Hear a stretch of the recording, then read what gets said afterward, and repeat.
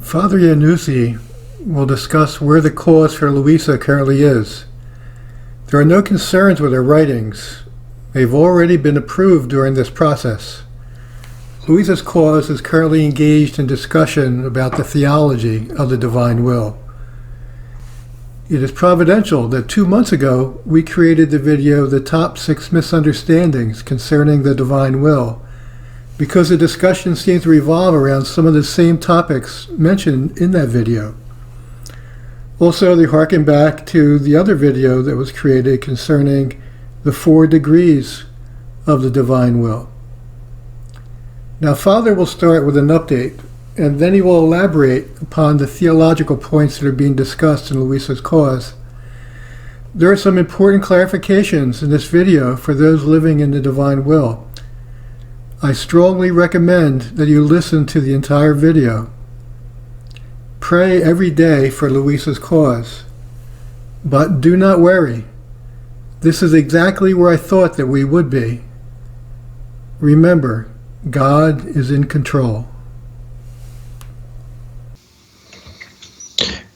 In recent weeks, during Luisa's cause for beatification and its advancement, discussions are underway as to explain effectively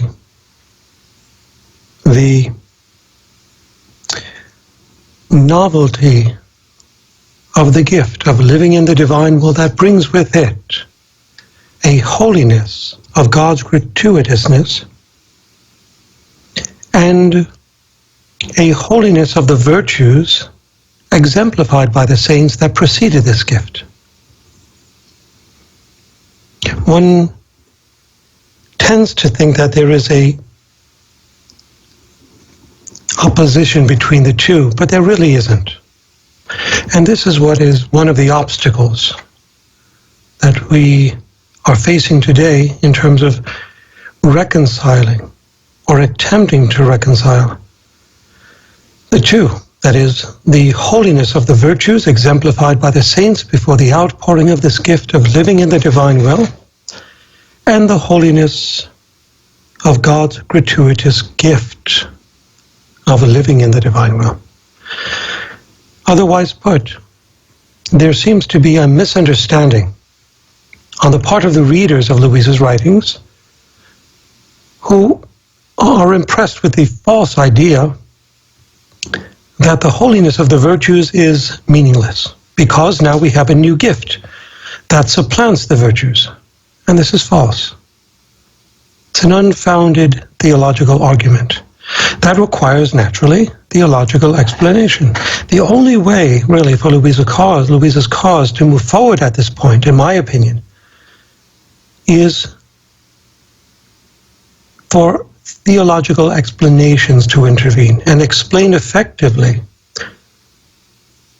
how her doctrines are consistent with not only 2,000 years of patristic and scholastic theology, but to explain theologically how the gift of living in the divine will does not do away with the importance or the exercise of the Christian virtues. And this false dichotomy, that is, the gift versus the virtues, unfortunately, was promoted for many decades. I'm sure those of you listening have come across the statement or the teaching or the notion that since the gift of living in the divine will is the greatest gift of all that surpasses even the gift of mystical marriage, those who receive this gift are no longer required to attain spiritual marriage, or no longer required to exercise those virtues that led to spiritual marriage, because the gift excels both the virtues and spiritual marriage. And this is a false teaching that needs to be addressed theologically to better understand the nature of the gift of living in the divine will within the context of church teaching and spiritual theology. So, perhaps one place to start, and there are many places to start to address this theological teaching is the virtues. One of the places to begin is with the virtues. Now, in order to understand the nature of the gift of living in the divine will, one must understand perforce the nature of the Christian virtues, because we cannot receive the gift of living in the divine will without the exercise of the Christian virtues. Certainly, the gift surpasses the virtues. And even Thomas Aquinas teaches this. God's gifts surpass the virtues. There's no question about that. But that doesn't mean that the virtues have no place anymore in the Christian life. And this is one of the assumptions that are taught and that are false. Thomas Aquinas teaches that the gifts are greater than the virtues, inasmuch as they are gratuitous infusions of God, whereas the virtues are acquired not by infusion or immediately, but through repetition of good habits. Now, before I go into Aquinas' teachings, let me start with the basics. Let us go back to the well, to the sanctity of the Christian virtues, which require particular attention, okay? Jesus tells Luisa, start with her writings in volume 22, on the Feast of the Assumption, 1927.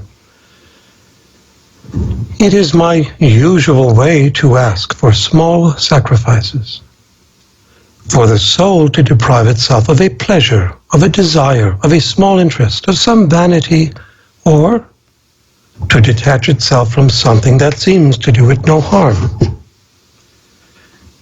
These small tests serve as little shelves upon which I place the great capital of my grace, to dispose the soul to accept greater sacrifices. And when the soul is faithful to me in small tests, I then abound in grace and ask of it greater sacrifices, so as to be able to enrich it even more and make it a portent of sanctity. How many sanctities begin with a small sacrifice? And how many, after denying me a small sacrifice, remain recalcitrant, emaciated in their good deeds, and weak in their journey along the path to heaven? So here the Lord is emphasizing the importance of small sacrifices that lead to greater, which lead to greater outpouring of grace and gifts. You see, the soul's progression in the virtues begins with God's grace through a small sacrifice. You see, when the soul offers up a small sacrifice, that is the virtue of mortification. Whether it's abstinence or fasting or self-denial, it's a virtue. And the soul's progression in the virtues begin with God's invitation to offer up a small sacrifice. This is a grace of God that inspires and disposes the soul to offer small sacrifices as pledges of its fidelity and love. Now, the more the soul remains faithful in its little sacrifices and small tests, the more God's grace increases within it to facilitate its exercise in virtue and augment its capacity for greater sacrifices and conquests. See, the soul's initial sacrifices require more attention than the greater sacrifices that follow. Because the small sacrifices dispose the soul for greater sacrifices, of which God avails himself to make of it a portent of sanctity.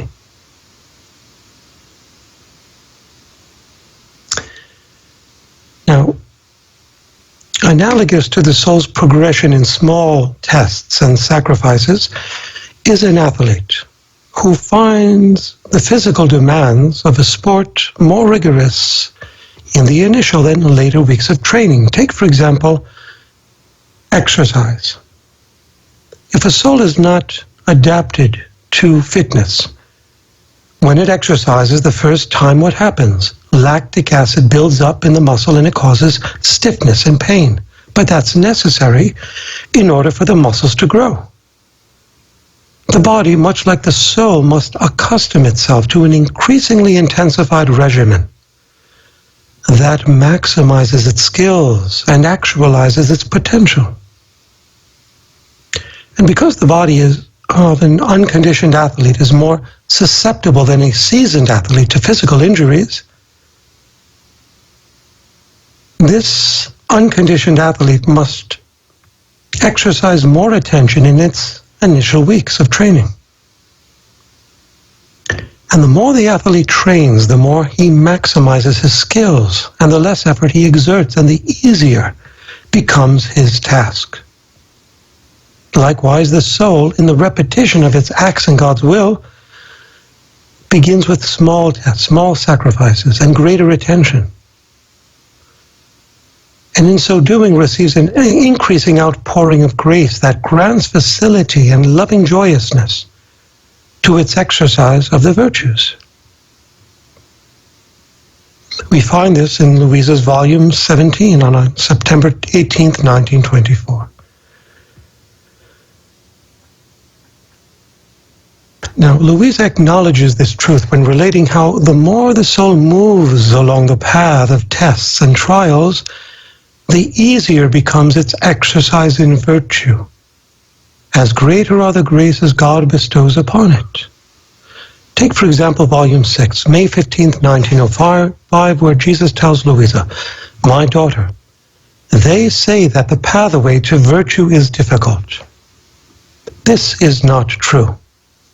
It is difficult for one who does not set out to make its continuous flight in my will, because knowing neither the graces nor the consolations it may receive from God, and not having the agility to make its flight in my will, the virtues appear difficult. But for the soul who makes its flight, the pathway to virtue is extremely easy, because my grace that inundates it fortifies it. The beauty of my virtues attracts it, and I, the divine spouse of souls, carry it as it cleaves to my arm, and I accompany it along its journey. And the soul, instead of feeling the weight of the virtues, the difficulty of making its flight in my will, seeks to hasten its flight in order to more quickly arrive at the end of its path and at its very center." Now, when Jesus tells Luisa that by the soul cleaving to his arms and always accompanying the Lord, finding the virtues easy in their exercise, he does not mean that it's always easy. Rather, what the Lord is sharing here is that initially, as the soul grows in the virtues, there's the fatigue. There's the weight it feels of the exercise of the virtues. But as the soul progresses in the spiritual life, the exercise of the virtues become, as it were, second nature to the soul, like breathing, like walking, like talking. It doesn't have to exercise. These come naturally. You know what? St. John of the Cross and Teresa of Avila say the same thing with regard to spiritual marriage. They talk about three stages, three levels of growth.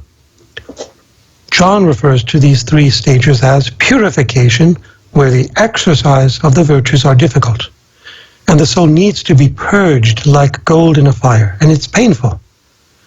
But the soul from purgation or purification advances to illumination. Now it begins to understand why God is leading the soul through this crucible of suffering and through the exercise of the virtues, which are arduous from time to time. But then after illumination, the soul arrives at the point of unification with God's will, where now the exercise of the virtues are like second nature to the soul. And the soul begins to long for suffering, long for sacrifice, because it sees through illumination the purpose of this suffering and sacrifice, the value of suffering and sacrifice. It sees that every suffering the soul endures is intrinsically linked, intimately connected, invariably bound to the cross of Christ that saves souls and purifies them. And seeing that its sufferings help save souls from hell, increase the glory of the blessed in heaven and the angels in heaven and all of creation, it starts to want to do more, to save more souls through suffering. Now, Luisa acknowledges this truth in her writings.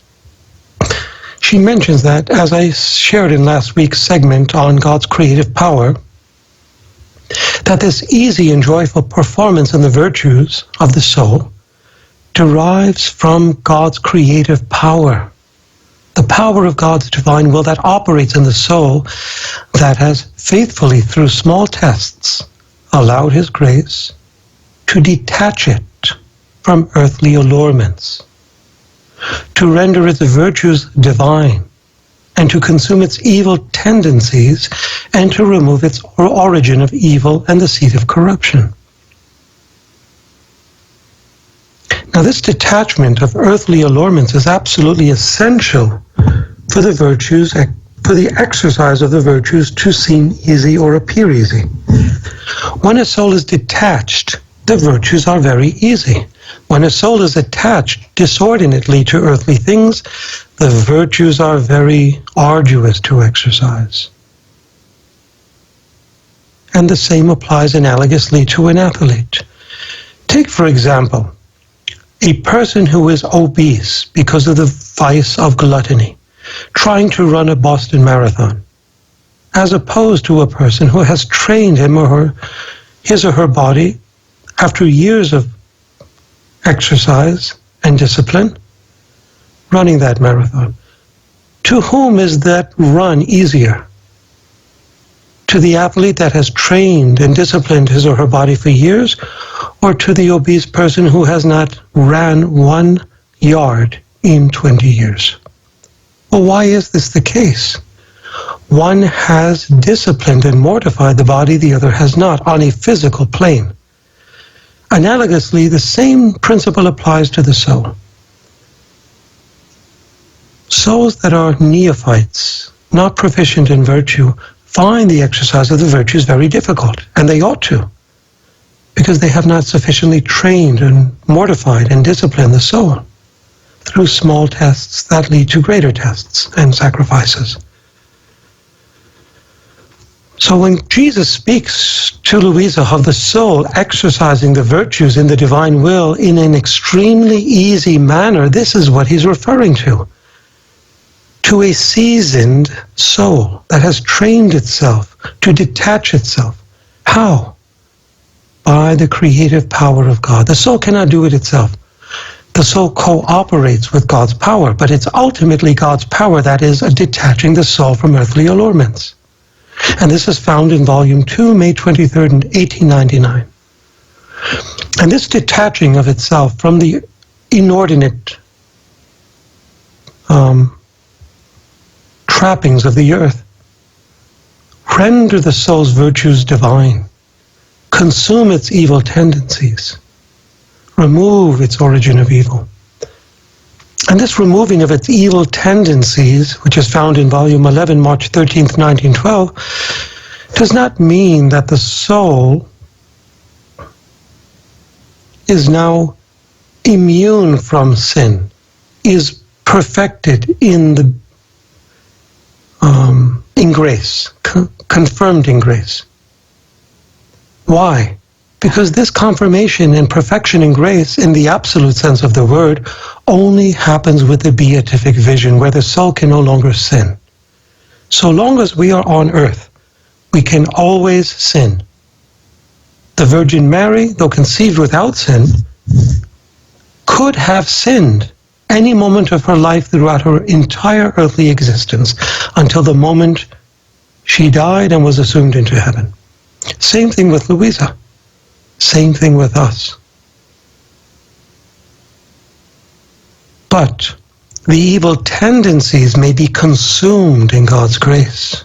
See, consummation of the evil tendencies does not imply absolute impeccability on earth, which is what some may falsely assume, and which causes problems to this understanding of Luisa's doctrine and causes problems to her cause going forward. Consummation of the evil tendencies means that the soul is grounded, stable, rooted, anchored in God's grace. So much so that it would prefer to die rather than commit one deliberate sin. Not that it cannot commit sin, which it can, but that it would prefer not to. That is what the consummation in evil tendencies means.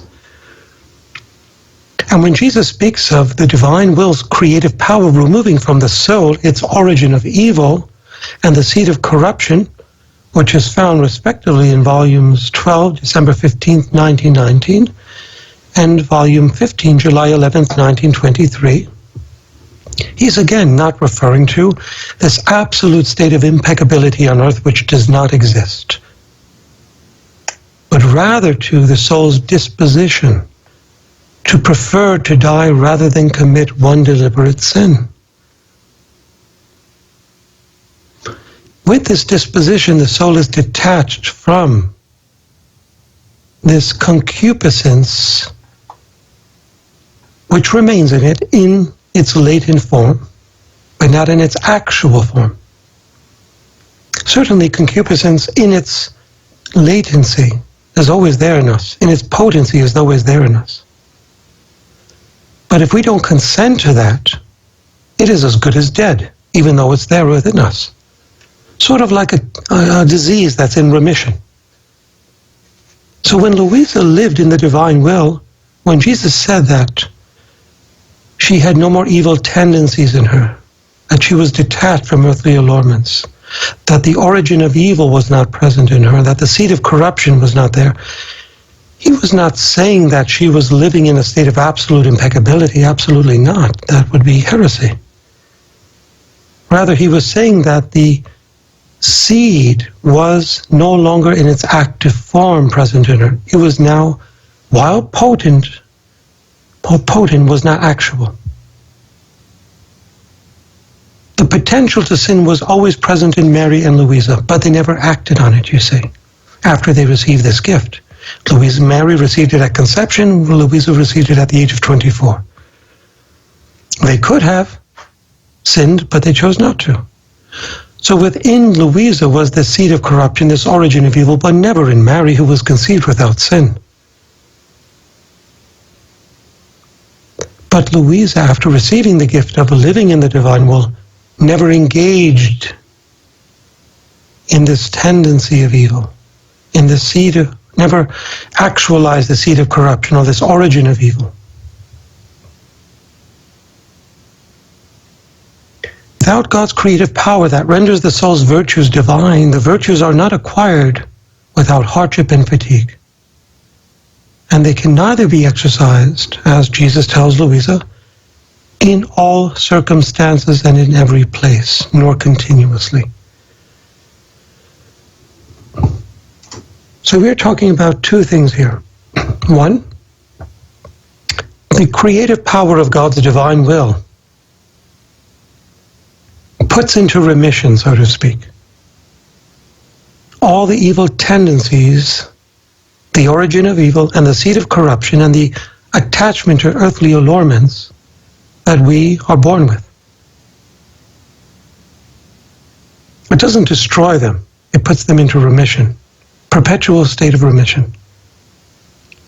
Only the beatific vision definitively destroys these. So in the soul in purgatory has to be purified of this origin of evil, the seed of corruption, this evil tendency, this attachment to earthly allurements. Even in purgatory, they're not completely destroyed, only with a beatific vision. They are progressively destroyed in purgatory. That's the purpose of purgatory. Through God's creative power that purges and destroys them, which is a painful process. But it is God's creative power that renders the soul's virtues divine, whether it's in purgatory or on earth, for the souls who live in his divine will. Now that's the first part that I wish to share with you. The second part is that the creative power of God makes the Christian virtues divine virtues. And what are these divine virtues? Aquinas calls them angelic virtues. These divine virtues can be exercised in all circumstances and in every place, even when a person is sleeping. Why? How is it possible? If the Christian virtues can only be exercised through the deliberate, conscientious exercise of the intellect, memory, and will, how can the soul, while asleep, engage in these virtues? Because they are not only Christian, but they are now divine. Meaning God's creative power operates within us even when we are sleeping. This is the fruit of the gift of living in the divine will that the saints did not experience before Luisa. The saints exercised the Christian virtues. Now God is restoring to us, in addition to the Christian virtues, which we've never lost, but He's adding to the Christian virtues a greater quality. The virtues that Adam and Eve exercised in Eden, the divine or angelic virtues, that now may be exercised in all circumstances and in every place, and continuously, provided the soul is in the state of grace and living in God's divine will. Jesus tells Luisa in volume 11 on September 25th, 1913, "My daughter, I had to actualize sanctity in such a way that it might be easy and accessible to all, in all conditions, in all circumstances, and in every place, unless, of course, the soul does not want it." And he also tells her the same thing in volume 28 on July 4th, 1930. Now, many of us desire this gift with all our life, heart, mind, body, soul, and strength, as we ought to. But some of us tend to de-emphasize the importance of the Christian virtues. Now, Jesus had to, even to Luisa, remind her of the importance of exercising the Christian virtues. For example, when he tells her to fuse herself not just in the divine will, but in the order of grace. And this is an important teaching as well, because it reminds us of the importance of the Christian virtues. So I'm going to share this passage with you. I'm going to pull it up here.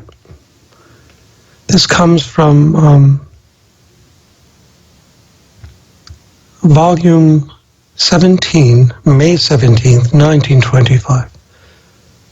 "My daughter, to all you have said concerning the fusing of yourself in my will, another application must be added, that of fusing yourself in the order of grace." Now, why did Jesus tell Luisa that in addition to fusing herself in his will, she must not forget to fuse herself in the order of grace? Because there can be no gift of living in the divine will without the exercise of the Christian virtues in the order of grace. Let me remind you of what Saint Hannibal wrote to Luisa in a letter. And I believe this letter was from August 30th, 1926. Now, in this letter, I'll share it with you in Italian, just the part of it where Saint Hannibal refers to himself as her spiritual director. Small s, small d. Jesus, the Holy Spirit, the Father, is also her spiritual director, but capital S, capital D. So Saint Hannibal tells Luisa, "Io però sempre insisto sopra un punto, cioè la santità non consiste in una formula." Here he's telling her, I, however, must always insist on this point. That is, that holiness does not consist in a formula. And then he adds, perché si formino con questa nuova scienza santi che superino quelli passati. Bisogna che i nuovi santi abbiano pure tutte le virtù in grado eroico dei santi antichi, dei confessori, dei penitenti, dei martiri, degli ancoriti, dei vergini, etc. Here he's telling, and I'll translate this to you, in order to form with this new knowledge of living in the divine will saints, who may surpass those of the past, the new saints must also have all the virtues, and in heroic degree, of ancient saints, of the confessors, penitents, martyrs, anchorites, virgins, etc. Let me repeat that to you. St. Hannibal's telling Luisa, I, however, must insist on this point, that sanctity does not consist of a formula. In order to form the new knowledge of living in the divine will, saints, who may surpass those of the past, the new saints who live in God's will must also have all the virtues of the saints of the past, and in heroic degree. You see? Now, to further emphasize this truth that Hannibal teaches, some people may be thinking, well, that's Hannibal's opinion, maybe he was wrong. Well, he wasn't wrong. Not only is he a saint, but his words are confirmed by Jesus Christ.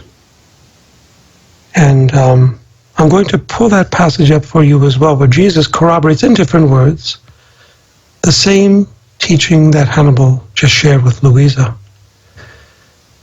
Jesus tells Luisa that where all other sanctities end, living in the divine will begins. He tells her this in volume 16, November 8th, 1923. I chose to centralize in you, Luisa, all the interior states which have been until now on the path of holiness. In this way, as you observe the ascetic practices of these interior states before the gift was given, while doing your acts in my will, I bring about their completion. I crown them and embellish them, thereby sealing them with my own seal. Everything must achieve completion in my will. And where other sanctities end, the sanctity of my will of such noble and divine qualities has its beginning, and keeps all other sanctities at its footstool. So allow me to act, allow me to repeat my life, and what I accomplished with so much love in the work of redemption, which I now wish to repeat in you with greater love, to establish in you the beginning of the gift of living in my will, so that its laws may be known. Now, what I wish to emphasize here is the beginning of this passage of November 8th, 1923. I chose to centralize in you, Luisa, all the interior states. Now, what is he saying here? Luisa had to not only exercise the Christian virtues like the saints before her, but attain the states of intimate union that they attained, including spiritual betrothal, spiritual marriage, in order to receive the gift of living in the divine will. So he tells her, I chose to centralize in you all the interior states which have up until now been on the path of holiness. In this way, you, Luisa, observe the ascetic practices of these interior states while doing acts in my will, and I bring about their completion. I crown them and embellish them. So here the Lord saying that Luisa experienced spiritual marriage, spiritual betrothal, or first spiritual betrothal, spiritual marriage, then the gift of living in the divine will, in that order. And therefore she practiced all the ascetic practices that accompany them. That means all the heroics, like Hannibal said, and in heroic degree. Okay, now here's the question for you. You're probably thinking, oh my goodness, there's no hope for me. If I have to be like John of the Cross, like Teresa of Avila, like Catherine of Siena, like Francis de Sales, like Bernard of Clairvaux, like all these famous spiritual doctors, and I have to attain mystical marriage before I receive the gift, then I will never receive the gift of living in the divine will. But see, that's not the case. There's a difference between living in the divine will completely, which Luisa did, and living in the divine will imperfectly, which we can do immediately. Luisa had to interiorize, Jesus tells her, because she was the second daughter after Mary, who will always be the big daughter. Luisa will always be the little daughter, to receive the gift of living in the divine will. But the first creature conceived in sin to do so, she had to perforce interiorize, through the work of God in her, the power of God, all the previous interior states of mystical union with God. We don't have to do that, because we are not the second daughter. She does. She has to form the perfect kingdom within herself in order to be that third link in this triple chain formed by the link of Jesus, Mary, and Luisa, to administer this gift to us. So why don't we have to, where Luisa does? Why don't we have to interiorize all these states of spiritual betrothal, marriage, in order to live in the divine will, like Luisa did? Because again, there's a difference between living in the divine will imperfectly, perfectly, and completely. These are three different levels. Luisa was called to live in it completely. And she got there not at the age of 24. She got there at the age of 35, on November 16th, 1900. That's when she attained a complete union with the divine will.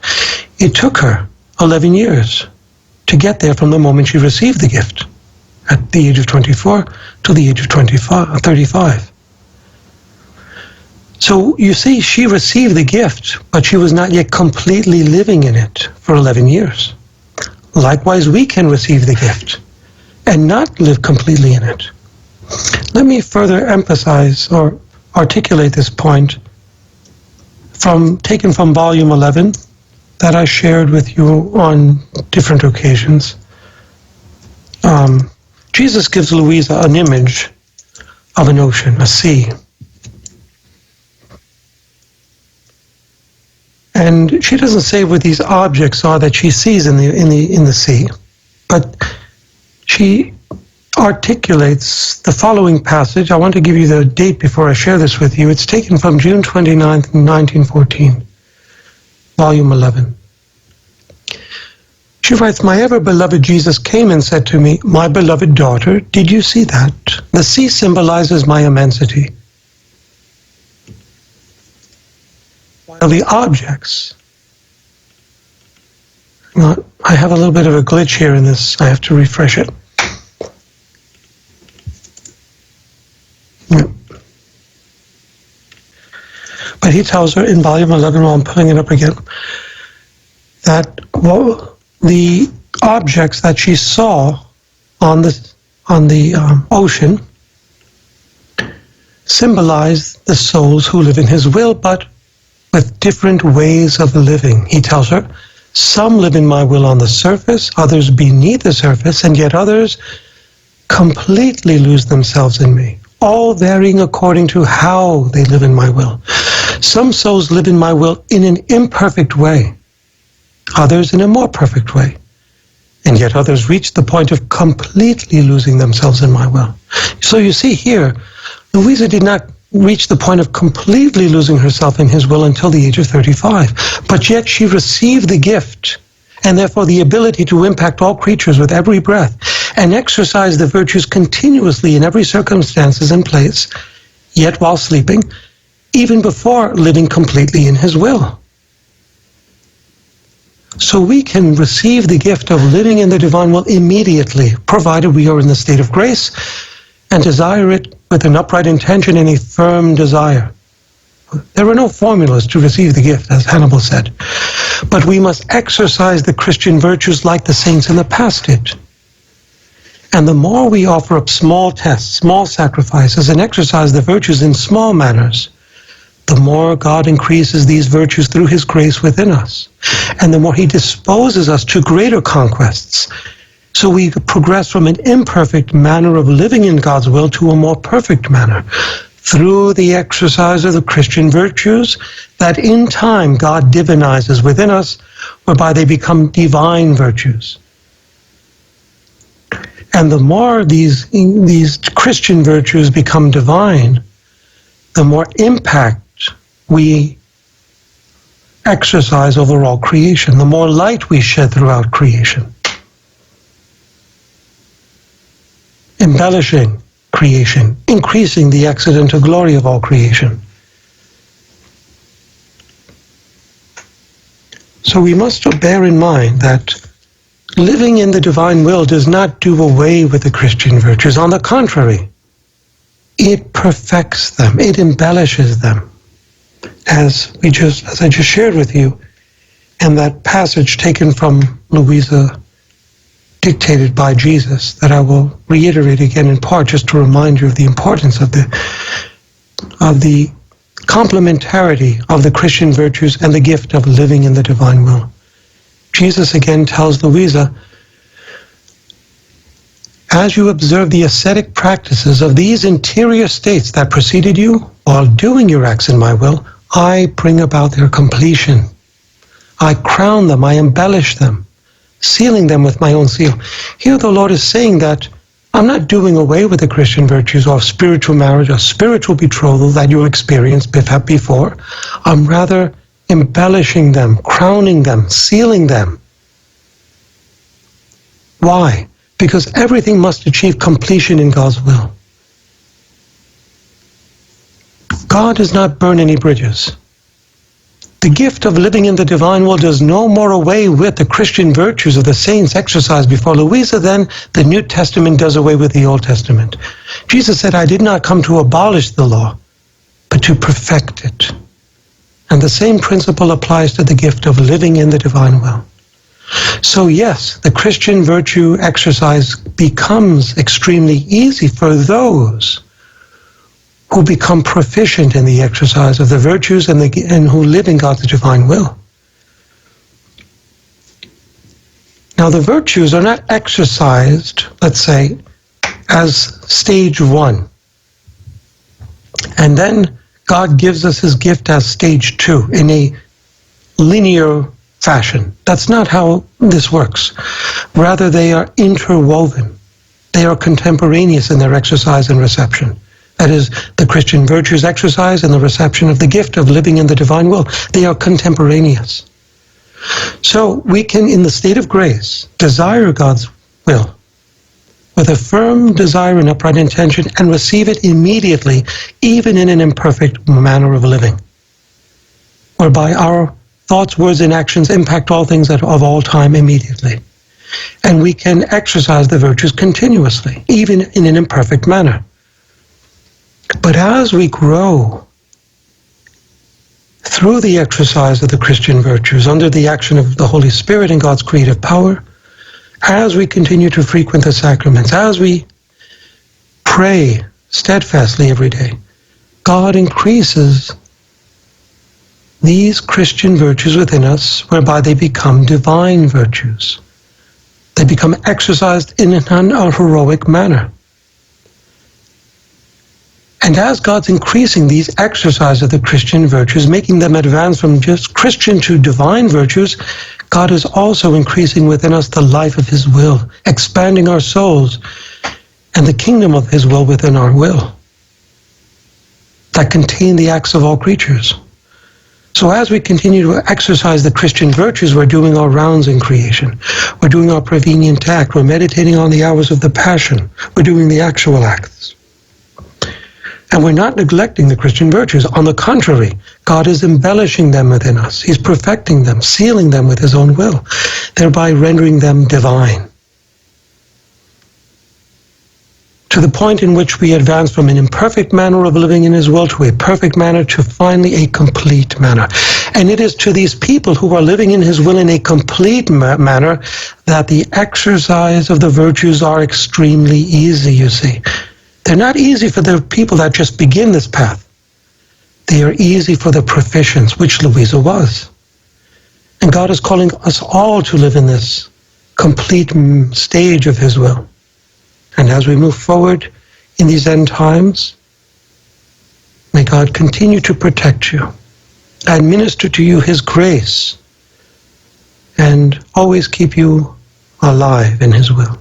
In the name of the Father, and of the Son, and of the Holy Spirit. Amen. Thank you for watching. Please like and subscribe to help us promote the divine will, and God bless.